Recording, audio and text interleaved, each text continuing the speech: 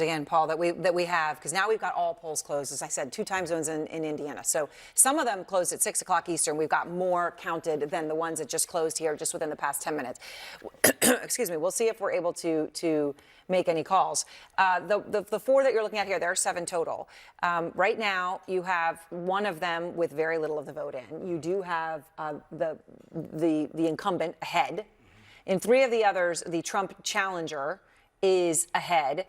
Extremely tight, though, in one of those. And again, there's so few in that it's very hard to know if this is actually indicative of which way this is going to go. Here's what we know. This is the first battle in the war for the future of the Republican Party. This is a party struggling to define itself. It's going to be a war between the moderates and the Trumpists. And now you've got essentially Trump fighting Mike Pence in a state that they should have a lock on.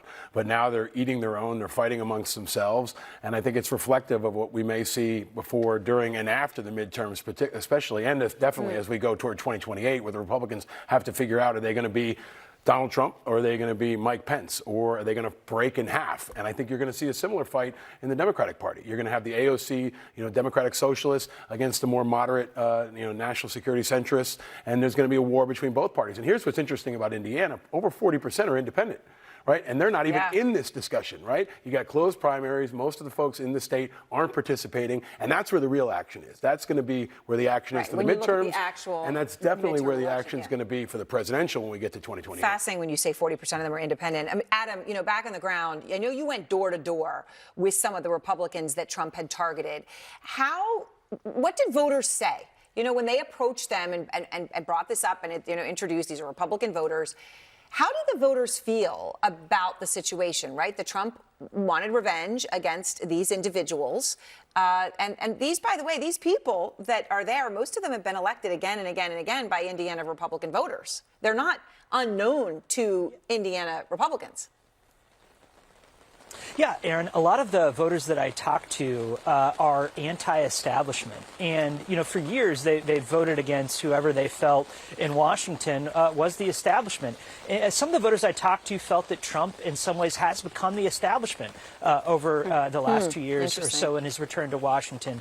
And so they don't like Washington putting its thumb on the scale here in Indiana, no matter whether it's a Democrat in the Oval Office or whether it's a Republican. There's a strain not just of independents, but of libertarians. This is a very libertarian state. Ron Swanson, who was famously caricatured on the NBC show Parks and Rec, is sort of a good representation of that. Someone who doesn't like federal government spending, doesn't like to be taxed, doesn't like to be regulated. And, that's a key feature, kind of a lot of the Republican voters who I talked to as I went door to door. It's really incredible that Trump has become the establishment. And when you talk about tests, you're saying this is just the start, Paul. Okay, take a look. In 2 weeks, you've got Thomas Massie.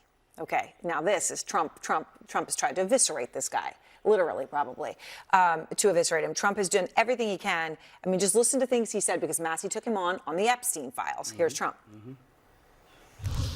You have a guy like this loser, Massie. He's a real loser. Massie's a complete and total disaster as a congressman and, frankly, as a human being. We have guys like Tom Massie in Congress, who's terrible. He's just terrible, terrible person. Trump has put an extraordinary amount of political capital into defeating Massie. That is going to be something to watch, to see, if Massie prevails. He has to, because, again, it's a fight for the soul of the Republican Party. And Massie's also going to say no deficit. He's going to say no Iran war. He's going to say no more forever wars. And he's going to say Epstein a lot. And the question becomes, does Massie have a place in the Republican Party? And if he doesn't, is there another lane? Is there a third party? Is there an independent lane? Massie's also the guy working with Khanna across the line on many issues. And I've posed this question to Khanna on my show a couple weeks ago. Will you leave the Democratic Party? I think there's this moment where you could see someone like Don Bacon, the Republican moderate in Nebraska. You see Massie. They will either become the future of the Republican Party, or they might be driven out of the Republican Party, either into something new or into an independent, unaffiliated space, which is wide open for whoever gets there first. It's really incredible. Now, Gretchen, when we talk